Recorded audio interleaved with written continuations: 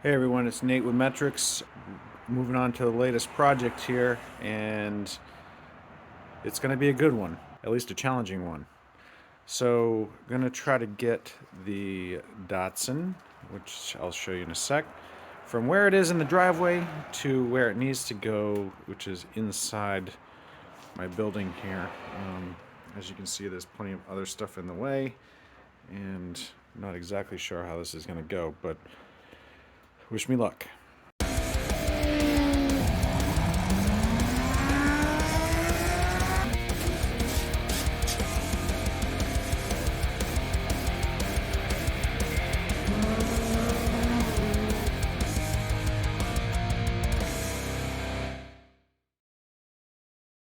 Here she is. I affectionately call her the Datsun, but she's really a Nissan 300ZX. It's an 87.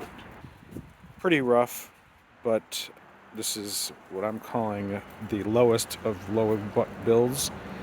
And just going to try to get her inside because it's getting close to winter here in Maine, and working outside is horrifying. There's the boat anchor that I've decided to put in there. It's a LS 53 LS out of 99 Chevy truck, and behind that is a 4L60E that I bought separately. A few things going on here. We got the Hugger headers, we've got the Dirty Dingo motor mounts. I've got a new intake, eBay low buck intake to put on it, and I've bought the ICT billet accessories to replace all this stuff up front, because with all the truck stuff on there, the hood wouldn't even come close to closing. So I'm going to try to get it so it'll actually shut. I don't really want to have to cut a hole in the hood, but we'll do it if we need to. And it's had a beautiful rattle can black paint job. Interior is pretty much gutted, but I do have the door cards and some stuff. I bought these used seats off somebody on Craigslist, and I'm gonna figure out a way to make them work. And but she's gonna go inside, and we can see if we can't get her running over the winter.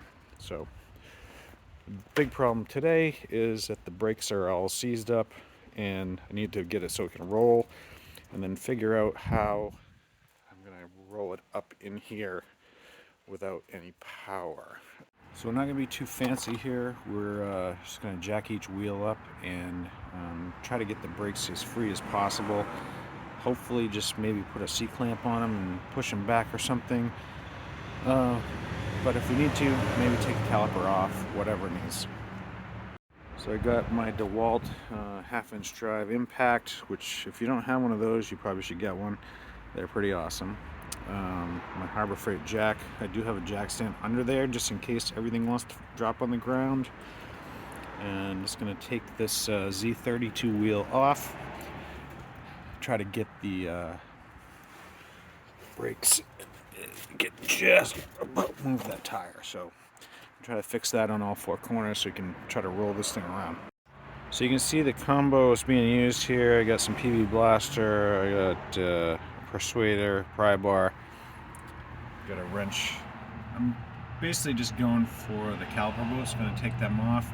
I did manage to get them to move, put a little PV blaster on there, and hopefully just going to be able to pry the caliper off so that this wheel will spin free. I'll hang them up with a zip tie or something on the spring or wherever. All this stuff is probably going to get replaced at some point in the future, but for now, just need this car to be able to move, roll around in the yard. Alright, so there it is. Got the caliper off. It's just kind of hanging out there, but at least now you can turn the wheel, and just got to do this to all four corners. So I got the rear two calipers off. I just got this front one off. I thought I might just be able to crack the bleeder screw and release some pressure, but of course the bleeder screw is rusted into its spot, so rather than break it off today, I'll wait and break that off over the winter. But things are going pretty good. This one spins nice, so wheel bearing's not totally shot, and definitely help getting it into the garage. So one more wheel to go, and we'll see if we can't move this thing. So I managed to get all four wheels free. I even was able to push it out of its old spot. You can see all the where the tires were sunken in the pavement a little bit. Moved it a little bit. I can tell you I'm not pushing it into the garage. So the plan now is probably to use some kind of tow vehicle and do a 63-point turn to get it backed up to the garage entrance, and then use a tow strap and probably pull it in from the other direction, which is dumb, but it may work. I'll let you know. So here's where we are. That's where the car needs to go. This is what I've got. I got a chalk behind the rear wheel right now, but the old Cub Cadet 3225 tractor. We pushed it up into this hill a little bit, got the chalk behind it. I'm going to reposition the tractor and try to keep turning this thing without it rolling out into one of the busiest streets in Maine, hitting my son's XJ, hitting my truck, etc. We just want nice and smooth. Alright, well, she's inside. It's not pretty, and I'm actually pretty glad I didn't have anyone recording video of me doing this, but it's in there and it didn't hit anything. Gonna wiggle it around with the jacks and get it into a little bit better spot. But yeah, now I can work on wiring up an LS, put an intake on, all the other stuff that needs to happen to get this car to run and drive under its own power again. Hope you guys enjoyed.